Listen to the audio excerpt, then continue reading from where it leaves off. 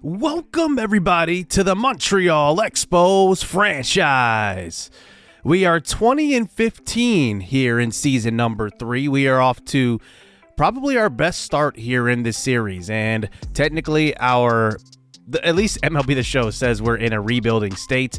To me, I'm in more of a competitive, roster strategy. We are competing for a wild card spot, and if we can go on a run, maybe even the division right now, we're actually looking pretty good. Now, one issue I've been trying to solve is really the center field position, and I've tried everything so far. Everson Pereira is off to a slow start in center field, but Trayce Tatum is going to get a start here at the MLB level, and right now I just need to find something in center field. Right now we're struggling. Dairon Blanco is obviously the elder statesman. We had him at center field the last couple of years, so we'll move Trayce Tatum up, who's off to a pretty good start here at the AAA level, but he will get an opportunity to play here as we go against a pretty good team in the Houston Astros, but so far here this year they are okay. But we'll see if we can get a nice road win to complete the sweep versus Lance McCullers on the mound, where Trayce Tatum will get the start in center field. We traded for him back in season number 1, so hopefully he can show what he can do versus a pretty elite level pitcher, at least, top tier pitcher in the MLB. Here is Tatum up to the plate now. He is 26 years old, still a pretty good option as far as defensive league goes, and let's see what he can do in his first AB. He checks his swing and goes around on the outside sinker, and the ump says he went around. So that brings him up to his second AB here, 0 for 1 today.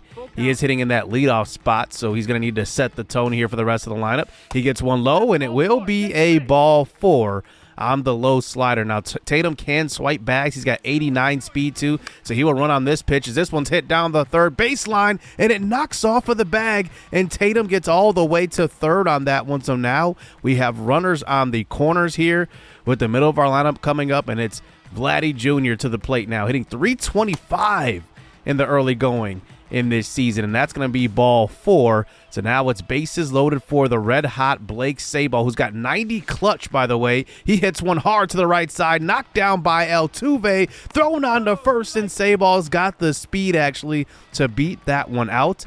And it's 1-0 here, still bases loaded, 1 out. That brings up Bill Hedger to the plate now. He gets a hanger and turns on this one. It's gone. A grand slam for possibly one of the front runners for Rookie of the Year this year, Bill Hedger, our #1 draft pick in this entire series, and he makes it a 5-0 ball game, 390 right there. And we have another bases loaded situation here for Trayce Tatum's third AB here in this game.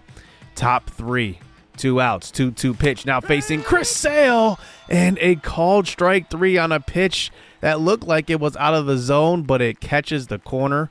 And now Trayce Tatum goes into his 5th at bat, 0 for 3 today, facing Wander Suero on the mound. He hits one hard to the right side, but this time Altuve doesn't need to dive for this one, and he gets the out. And Tatum goes 0 for 4 today with a walk and a run scored.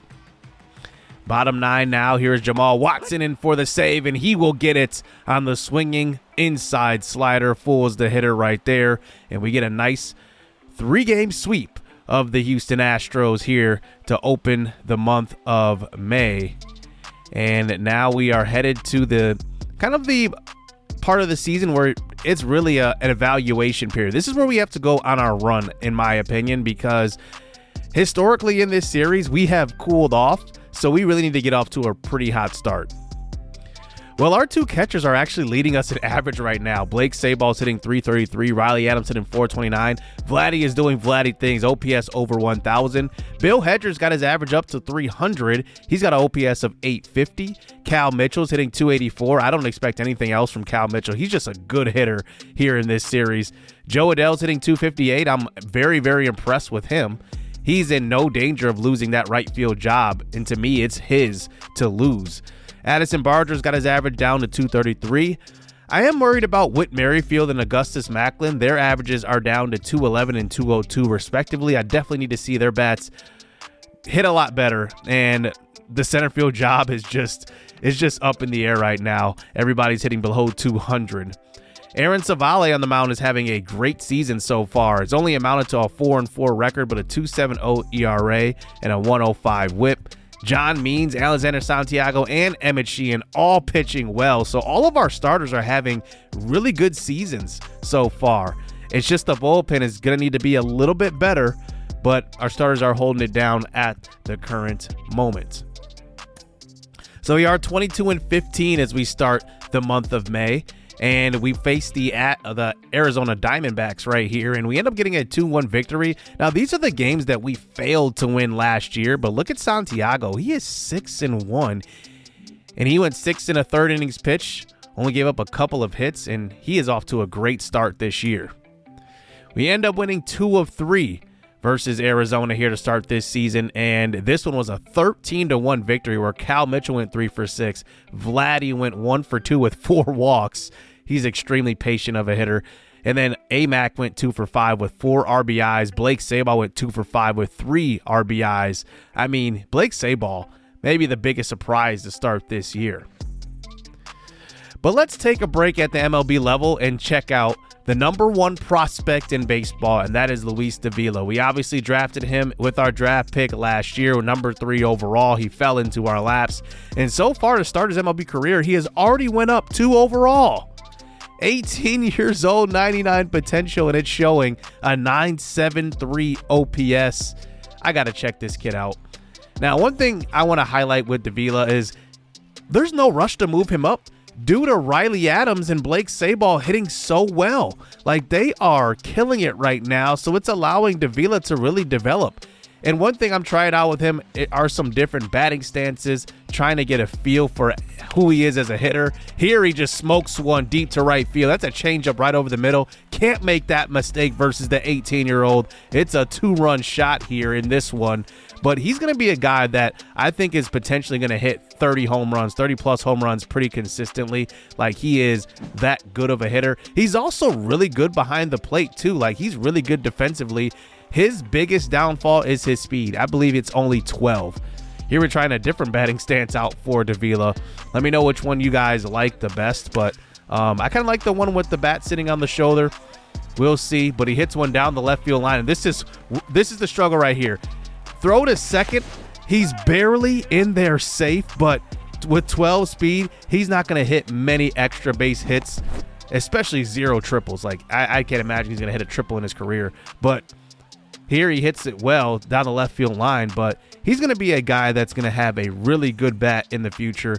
No rush to move him up. He's at 80 overall right now. Here's another one down the left field line. He's going to drive in a lot of runs. He's going to hit in the middle of the lineup more than likely. He and Bill Hedger are going to be the 2 guys we build around, along with Vladdy. That might be a 2-3-4 situation in the lineup in the future. We'll see. But I just want to show you guys him really quickly, and we get back to the MLB level. Now, here is a pitching matchup that's going to be interesting for the next couple of years. Aaron Vale versus Spencer Strider. Both of those guys are the true ace of their respective rotations. Aaron Vale's got 7 quality starts in 8 starts. That's just amazing. I believe in 9 starts, actually. A 1.5 WAR, a 2.98 fielding independent pitching, which is crazy. That's like elite level, Cy Young level, and it's going to be fun to see what Vale can do with the 2-year, $20 million contract. But right now, he's off to an excellent start in his career. 9 games started, like I said, 7 quality starts. He's 5-4, and we'll see if he can defeat the mighty Spencer Strider on the mound here for the Braves. And this is a battle for how we measure up to the best team in the division right now with the Braves in a 3-game set here at home. So we start this one out in the bottom of the first inning. Here is Cal Mitchell, who just continues to hit the ball well at the top of the lineup. I mentioned before the future of this lineup could be Davila, Vladdy, and Bill Hedger, 2, 3, and 4. But Cal Mitchell is just making a case to never be moved down in this lineup. Here is Vladdy Jr. He hits one up the middle for a single here. And Cal Mitchell is on his horse, and he will get to third base. And now we have runners on the corners here with 1 out here in the bottom of the first. And that brings up the red-hot Blake Sabal hitting .337, but he gets fooled on that circle change just outside the zone for a swinging strike 3. As that brings up Bill Hedger with 2 outs and a 100-mile-an-hour fastball inside. And Hedger wasn't expecting that one, and he's late on the swing. Top 2 now. Here is a good play. That's a ground ball up the middle. It's Addison Barger. The nice throw across his body, right on target. Bringing up Sean Murphy to the plate now. He hits one well on the third base line, and Augustus Macklin is right there as we move on to the bottom of the second. Addison Barger gets one low in the zone. He goes with the pitch deep to left field. This one is gone. Breaking the tie here. It's a 1-0 solo shot here for Addison Barger. Hit about 280 last season, and he's been very, very good for us. Yeah, he's struggling at the plate, hitting around 230 or so, but his bat's going to start to heat up. On to the top of the third inning. Here is Jared Kelenic to the plate now. He hits one up the middle. That one's an easy play there to get us out of the third. As we move on to the fourth, Aaron Tavale still rolling. Outside fastball. A good play by Barger again. And another scoreless inning here for the Braves. Top 5 now. Aaron Tavale up to 82 pitches here. He leaves one over the plate, and Sean Murphy makes him pay. Deep to left field. It's an upper deck shot here for Murphy, and he will tie this ball game up with a solo shot, 4-14 to left field as we move on to the top of the fifth. Now Savale getting into a little bit of trouble. Runners on first and second here with Romy Gonzalez to the plate now. 0 for 1 today. He hits one well down the right field line. Cal Mitchell giving chase, and he runs it down. He's playing in right today. He gets it into the cutoff man. And now it's 2 outs. Runners on the corners. A big scenario here for the top of the lineup. It's Kelenic again. He hits one hard to short, and it's caught by Barger. No runs given up besides that solo shot. And now we move on to the top of the sixth. We go to our bullpen and bring in Dwayne Underwood out of the pen. He gives up a hit down the right field line. Orlando Arcia rounding first, heading to second, and he will have himself a stand-up double here with no outs to start the sixth inning for the Braves. Austin Riley to the plate now with 1 out. He checks this swing in. The ump says he goes around, and that will be a circle changeup right there. And it fools him, and now it brings up Sean Murphy, who tied this ball game up at 1 apiece. But a ground ball to short, and Barger will have another put out here. And we move on to the 8th inning, where we go to Ray Molina. He was acquired in that Tim Anderson trade to the Brewers last year at the deadline. And here he is getting a ground ball up the middle and an easy double play. And it looks like this is a pitcher's duel going into the final frame. And now we move on to the bottom of the 9th. Garrett Whitlock in here to pitch for the Braves. Here is Whit Merrifield. He hits one to the left side. That one gets to left for a single here with 1 out. So now runner on first base. Whit Merrifield can swipe bags, but we don't send him on this one. Here is Barger, who hits one down the left field line. Whit Merrifield's got good speed. He will make it to third base on this one. But now we have runners on second and third. And Joe Adell coming to the plate with a chance to walk this one off. All he needs to do is get a deep fly ball or a hit wins it. Here's Adell. He gets a slider over the middle of the plate. This one is going to be a chopper to third, and Whit Merrifield tries to score. And that's an easy play for Austin Riley, and it is 2 outs. We go to the top of our order. We know that Terrell Tatum's hitting leadoff today, but I decide to bring in Christian Arroyo to pinch hit here. And with a 3-2 pitch, a fastball high, and he is just late and no idea why he swung at that one. And we move on to the 10th frame here as this one goes into extras. Corey Jolks in to hit here with the man on second base, and that one will get through. A throw home from Arroyo will not be in time, and it will be a 2-1 lead here for Atlanta late. That brings up Romy Gonzalez, chopper to short. Addison Barger goes to first on that one, so the runner moves over to second, bringing up Kelenic here with 2 outs, and Augustus Macklin will field this one cleanly, and we'll get the third out, but the Atlanta Braves do take the 1-0 lead here in extras, or 2-1 lead. That brings up Cal Mitchell to the plate now. He gets a pitch right over the middle, just a bit late on that one, and it's a fly ball to Riley. And now that brings up Vladdy Jr. I'm not sure he'll pitch to him, and he doesn't. Tanner Scott walks him, And now we have a runners on first and second. And that brings up Blake Sabol, who struggles at hitting versus left-handed pitching. He's 0 for 4 today, and he just gets fooled on that outside slider. And that was a bad pitch to swing at. But it brings up Bill Hedger, who excels at hitting versus left. He gets one inside, but it's just a chopper to short. And this one will be over. The Atlanta Braves come into our building and get a big road victory here, 2-1. And if these matchups are going to be like this here in this series, it's going to be a pretty good rivalry we create with the Braves and the Phillies, because the Phillies right now are in third place, but I don't imagine they'll be hanging down there very long. We move on to the second game here in this 3-game set. Alexander Santiago goes for his 7th win on the year versus Clayton Kershaw, who signed a 1-year contract with the Atlanta Braves in the offseason. And right away in the second inning, we get after Kershaw getting 2 runs, then a solo shot by Bill Hedger in the third. Now it's 3-0. And let's see what Santiago can do, because he has been pitching lights out so far this year. He gives up a couple of base runners in the 6th and does allow 1 run, but we're going to keep him in the game. His energy is still pretty high. He's only given up 3 hits to this point, and it's still a 3-1 ball game, but he is not allowing pretty much any base runners. He does walk Matt Olson right there and does get through this game completely. 9 innings pitched. We don't need to even touch our bullpen.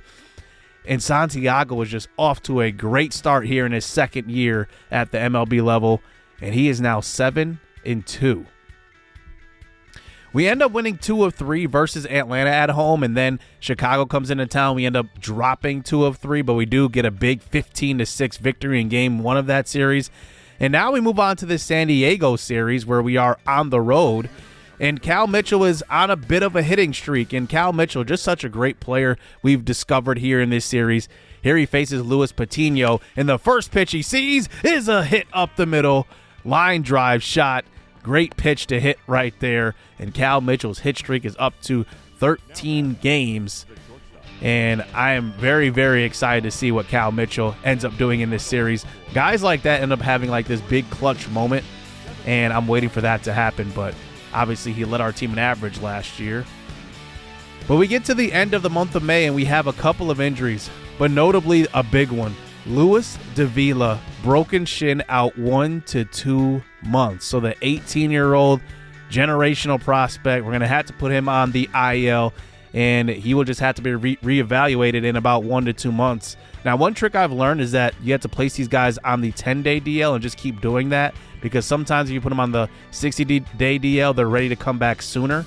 So I will keep doing that and see how Davila does come back from his injury. So I plan on keeping Davila at the AA level, but I want to note that he is not the only generational prospect in this series. In season number 1, Ephra Handy was drafted number 4 overall to the Oakland Athletics. Actually, I believe it was number 3. And he actually is off to a pretty good start to his career. He hit 285 last year. He went straight to the pros almost. I believe he spent like 2 months at AAA and then went up to the majors. But the Oakland Athletics are an interesting scenario. They had the number 1 pick this year. They drafted Joseph Norris, so they had a chance to get 2 generational prospects. Instead, they draft Norris. But they also signed Juan Soto, so they're going to build around Handy, Norris, and also Soto. And then they also have Xavier Curry, who we're going to face starting next episode. But I kind of want to evaluate this center field position, because it has just been tough pickings for us here in this series. Everson Pereira is only hitting 172. I love him defensively, so I don't feel inclined to move him down. He is our best defensive center fielder, but he is struggling at the plate. Trayce Tatum has got 60 to 70 at-bats here in the MLB level, and he's only hitting 143. Dairon Blanco hasn't really gotten a shot, but we already know what he is. He's only hitting 167, and he's declining at that. And then we have other guys like BJ Gibbs and Quincy Hamilton at the AAA level. And I haven't given Quincy Hamilton a real look, so I want to evaluate him at the Red Wings and see if we should move him up, because he's hitting 324, swinging a hot bat.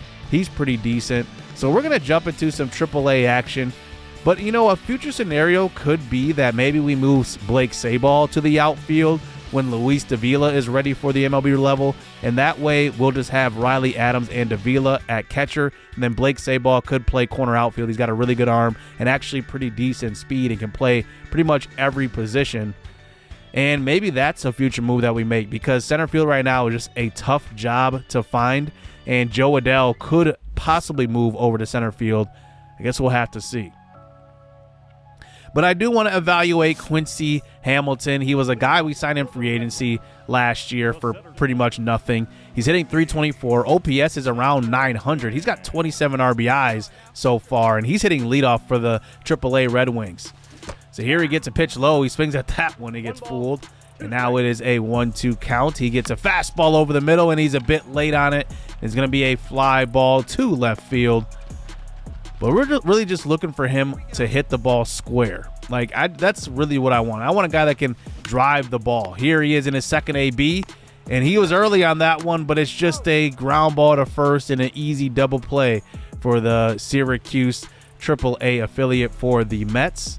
As we move on to the fifth inning, now in his third AB, he gets a hold of this one. It's deep to right field, over the right fielder's head. It will knock off of the wall. Quincy Hamilton has good speed at 73, but we will hold him up at second, and he's got himself a stand-up double, and that's his 15th of the year.